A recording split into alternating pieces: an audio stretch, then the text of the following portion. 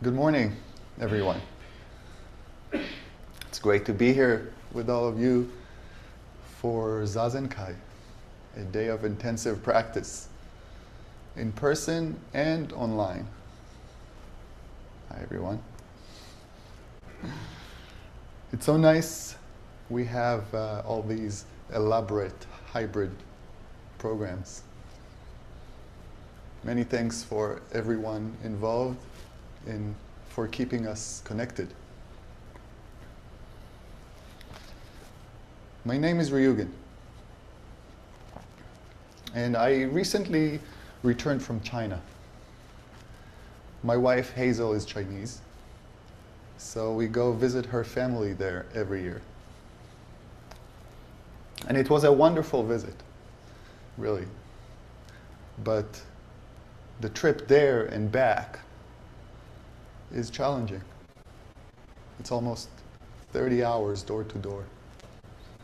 You take a car, to a train, to another train, to an airplane, then another train, to a car. Phew. Not to mention the severe jet lag you have to recover from because of the 13-hour time difference. It's very challenging. Do you know who else traveled to China and came back to tell us all about it? Dōgen,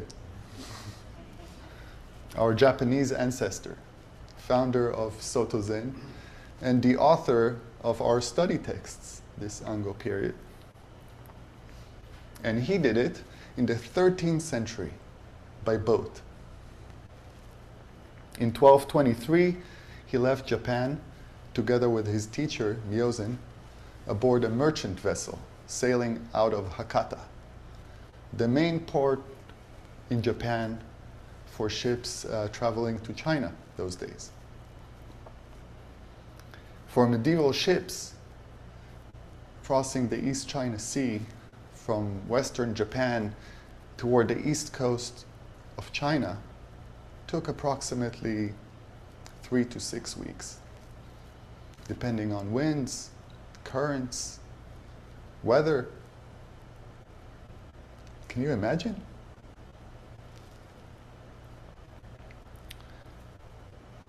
But Dōgen did not leave us any detailed first-person description of this voyage. What we have instead are scattered remarks that mention it in passing. For example, the encounter with the old Chinese tenzo in his instructions for the cook.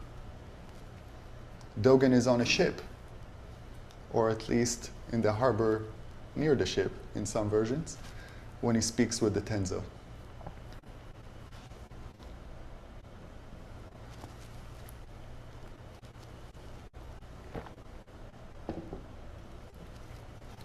I grew up in Haifa, which is a port city in Israel. From the hills above the harbor, I would observe the ships, the slow movements of those massive vessels, how they waited, how they trusted the water, how they left and returned. I even traveled by boat from Haifa to northern Italy. Just a few days at sea, but that trip left a deep impression on me. The experience of being carried by entering something larger than me and allowing it to simply do its work. So I think it's safe to assume that the weeks-long voyage from Japan to China by boat left a deep impression on Dōgen too. No wonder then, when discussing birth in Zenki, undivided activity, Dōgen chose to use the following metaphor. Birth is just like riding in a boat. You raise the sails and you steer. Although you maneuver the sail and the pole, the boat gives you a ride. And without the boat, you couldn't ride. But you ride in the boat, and your riding makes the boat what it is. Investigate a moment such as this. At just such a moment, there is nothing but the world of the boat. The sky, the water, and the shore are all the boat's world, which is not the same as a world that is not the boat's. Thus, you make birth what it is. You make birth your birth. When you ride in a boat, your body, mind, and environs together are the undivided activity of the boat. The entire earth and the entire sky are both the undivided activity of the boat. Thus, birth is nothing but you. You are nothing but birth.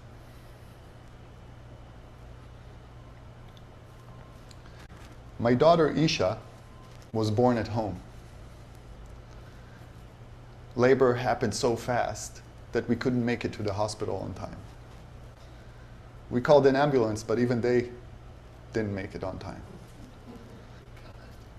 So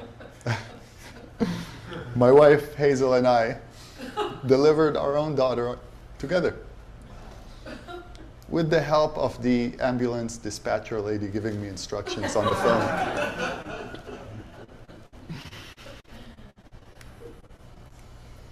It was actually a scary moment for me. My own birth was a traumatic experience for everyone involved, a real life and death situation. It was also a miraculous moment, such a bonding experience. Imagine the three of us sitting alone after the birth, together for the first time, the birth of a family. But in that moment, we were so focused and so present that I can really only say so in hindsight. It was like entering something larger than us and allowing it to do its work. Allowing nature to do its work. Or, as Dōgen said, at just such a moment, there is nothing but the world of the boat. In case you're worried, everything went well. And Isha, our daughter, is healthy and happy. She's 3.5 years old today. One of the best things about being a dad of a 3-year-old is the conversations. They're very talkative at this age. Still uncensored and very, very creative. The other day she looked at the tattoos I have across my chest. A camel, the ship of the desert, my first ever tattoo, because I like camels. I identify with them actually in many ways. And the camel is staring at another tattoo that came years later. The Chinese character shui, water. My wife Hazel's nickname growing up. And she asked me, my daughter Isha asked me, Baba, why does the camel never drink the water? Because they're static drawings, the camel tattoo never actually reaches the water tattoo. Profound, I thought to myself.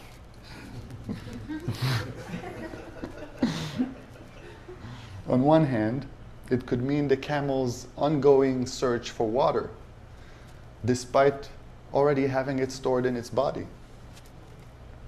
On the other hand, her question could be referring to my relationship with my wife, her mother.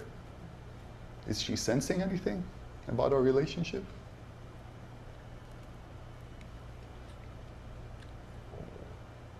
It made me draw a connection between the practice and romantic relationships. You know, in medieval days, poets often used the allegory of the lover as a ship navigating turbulent seas to reach the beloved as a safe harbor, symbolizing the spiritual journey. For example, Rumi, the famous Persian poet, contemporary of Dōgen, offers the following lines in his poem, The Journey. Step aboard the ship and set sail, like the soul going towards the soul's beloved. Without hands or feet, travel toward timelessness. It's beautiful. Step aboard the ship and set sail, like the soul going towards the soul's beloved. Without hands or feet, travel toward timelessness.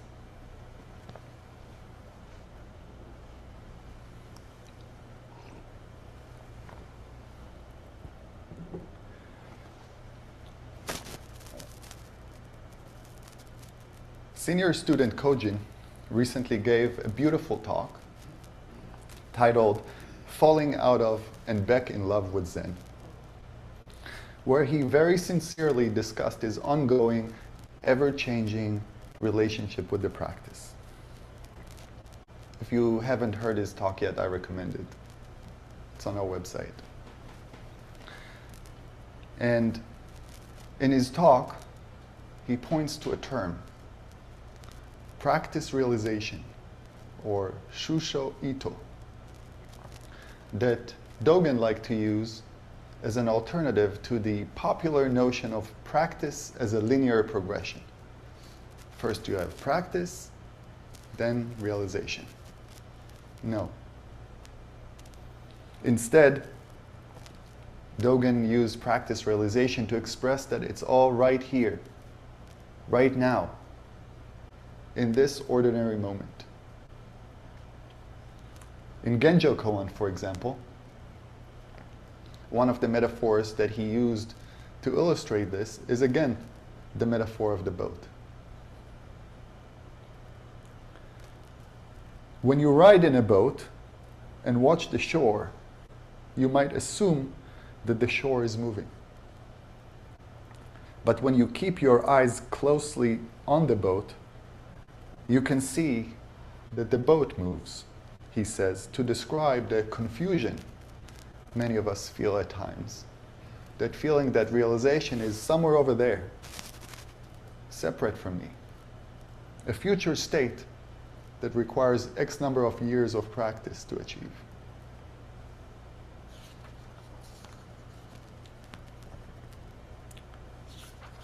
Just like in romantic relationships, it takes a certain amount of trust in the process and the commitment to stay and to keep walking the way until we can actually feel it in our bones that we're not separate. That we're not separate from all that is. And there's a koan that to me is very apropos here. Case 51 from the Book of Serenity, Fayan's boat or land. Fayan asked Elder Jiao, did you come by boat or by land? Jiao said, by boat. Fayan said, where is the boat? Jiao said, the boat is on the river. After Jiao had withdrawn, Fayan turned and asked a monk standing by, you tell me, did that monk just now have eyes or not?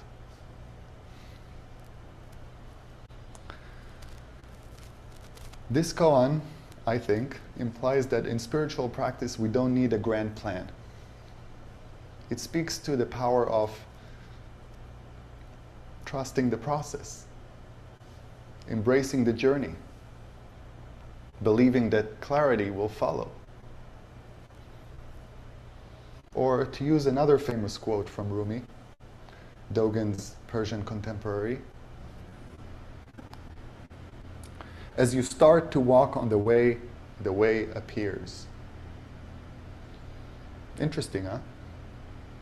Rumi comes from a completely different faith tradition, completely different culture. As you start to walk on the way appears.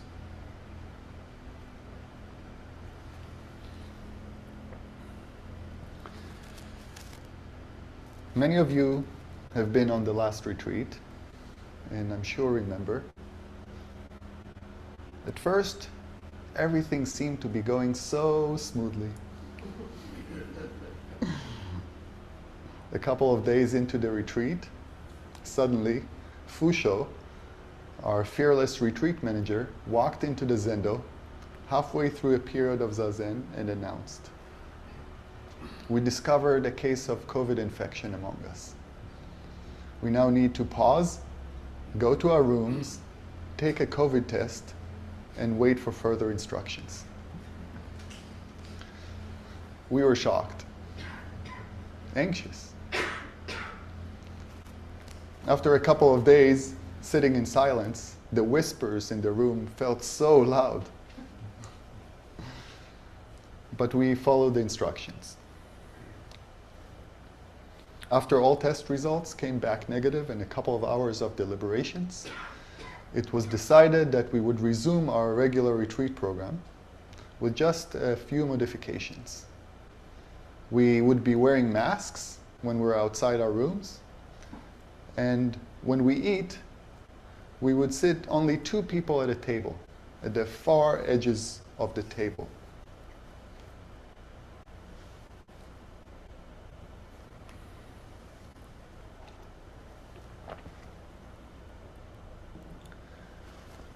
I'm seeing a few people here with masks, but I think no one really likes meditating with a mask on.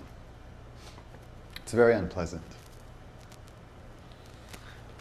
And I'm sure the experience at the retreat brought back flashbacks from the dark days of COVID-19 for some of us. The act of removing my mask across from the person I was sharing a table with at times felt too close for comfort. It was like being stranded with a random stranger on a life raft. But it also felt very intimate. We chose to stick together and to commit to practicing together with all of that. And to me, it is in moments like this, in miraculously ordinary moments like this, when we are not separate from the boat, and the boat is not separate from the water, that we manifest deep love, care and compassion for each other, and for the practice. It's like my daughter's birth story, the birth of a Sangha.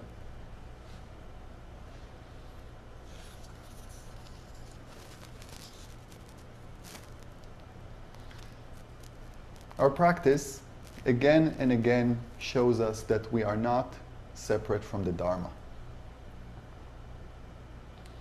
Yet we, just like the camel, continue to search. It's a curious thing. Sometimes the Dharma feels far away, over there.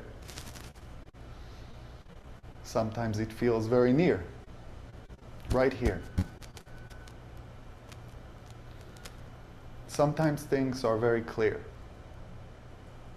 and sometimes they really aren't clear at all. It's very confusing. But none of that means that we somehow stepped out of or back into our practice. There isn't some other life that we're supposed to be living. No better body. No quieter mind. No more suitable moment waiting around the corner.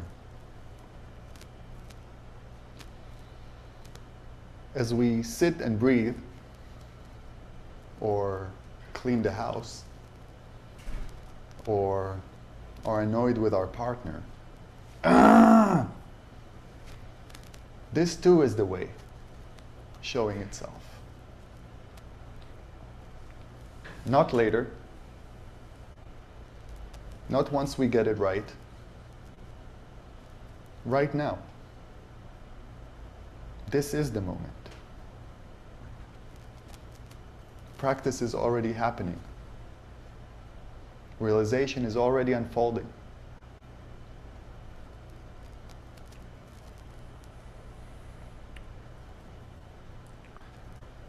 I'd like to end with a poem. Blessing the Boats by Lucille Clifton. May the tide that is entering even now, the lip of our understanding, carry you out beyond the face of fear. May you kiss the wind, then turn from it, certain that it will love your back. May you open your eyes to water, water waving forever, and may you, in your innocence, sail through this to that.